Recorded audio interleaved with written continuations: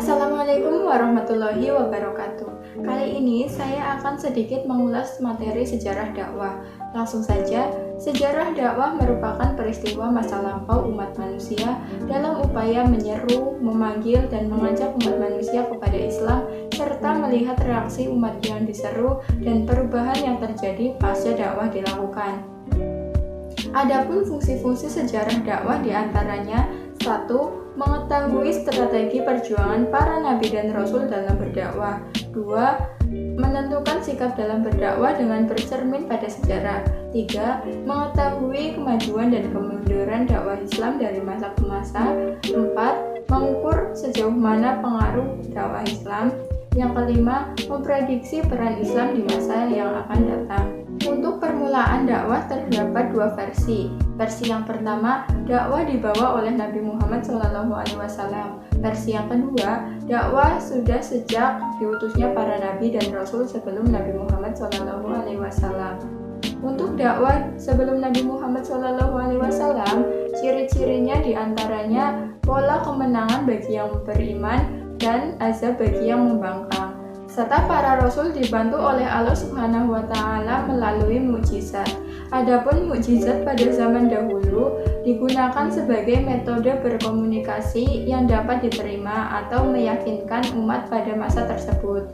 Sedangkan azab sebagai pembelajaran umat sekarang ataupun yang akan dakwah pada masa Nabi Muhammad SAW. Nabi Muhammad SAW merupakan sosok yang mulia sebagai personifikasi Al-Quran, sehingga dakwah yang dilakukannya yaitu perlahan, komunikatif, persuasif, toleran, dan tidak memaksakan. Selanjutnya, dakwah di masa Khulafaur Rasyidin, yaitu dakwah bilhal atau mengajak pada kebaikan dengan tindakan. Contohnya dakwah secara struktural dengan amanah terhadap kepemimpinan, serta dakwah secara kultural dengan mengembangkan peradaban Islam dan mengembangkan pemikiran keislaman.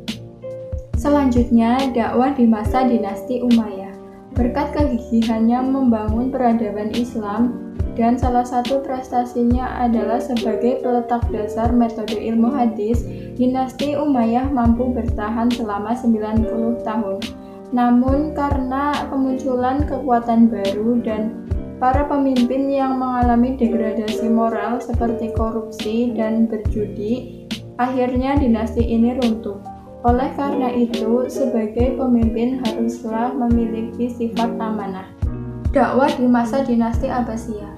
Di bawah kepemimpinan Harun al-Rasyid, Islam bersinar terang benderang dengan peradaban yang luar biasa karena adanya Baitul Hikmah. Pemerintah juga mengembangkan masyarakat dengan berpikiran terbuka dan mengembangkan ilmu pengetahuan tidak hanya pada ilmu agama tetapi ilmu-ilmu umum lainnya sehingga mampu menciptakan masyarakat yang maju. Selain itu, peran pemerintah dalam mengelola negara dengan berbekal pada pengetahuan agama juga pengetahuan politik mampu menciptakan ekonomi yang kuat sehingga dapat menciptakan kesejahteraan masyarakat. Oleh karena itu, ilmu pengetahuan menjadi tonggak terpenting dalam peradaban karena pengaruhnya sangat besar. Kemudian Turki Utsmani yang memiliki kekuatan militer sangat kuat, namun stagnasi ilmu pengetahuan salah satunya sebagai penyebab runtuhnya dinasti ini.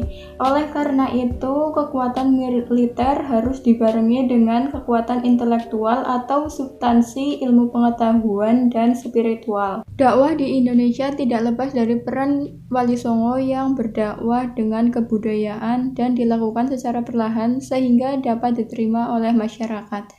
Adapun para wali juga melakukan pembagian tugas berdasarkan keahlian masing-masing. Islam memasuki Asia Tenggara bukan melalui peperangan melainkan jalur perdagangan, perkawinan, dan pendidikan. Sehingga Islam di Asia Tenggara ramah, damai, dan toleran serta akomodatif. 40% jumlah penduduk Afrika beragama Islam. Salah satu faktor Islam dapat diterima di Afrika adalah Islam tidak diskriminatif. Islam merupakan agama yang egaliter. Ternyata ada tokoh Indonesia bernama Syekh Yusuf Al-Makassari yang berperan penting dalam dakwah Islam di Afrika. Islam masuk ke Cina melalui jalur yang mirip dengan Islam masuk ke Indonesia. Di masa lalu, seperti masa Khalifah Utsman dan Khalifah Al-Mansur, Islam dan Cina berhubungan dengan baik dan saling bekerja sama. Islam di Amerika, Eropa, dan Australia. Sebagai minoritas tak jarang terjadi diskriminasi Muslim di sana. Selain itu juga terdapat Islamfobia. Untuk melawan Islamfobia sudah sepantasnya sebagai Muslim kita bersikap ramah, toleran, dan moderat sehingga mampu menghilangkan stigma atau persepsi Islam yang penuh dengan kekerasan. Dari sejarahlah kita dapat mengambil hikmah dengan melihat kemasan Islam di masa lalu untuk memajukan Islam di masa yang akan datang. Sebaliknya, keruntuhan atau kemunduran Islam dapat dijadikan pelajaran agar kita tidak terjerumus ke dalam lubang yang sama. Sekian, wassalamualaikum warahmatullahi wabarakatuh.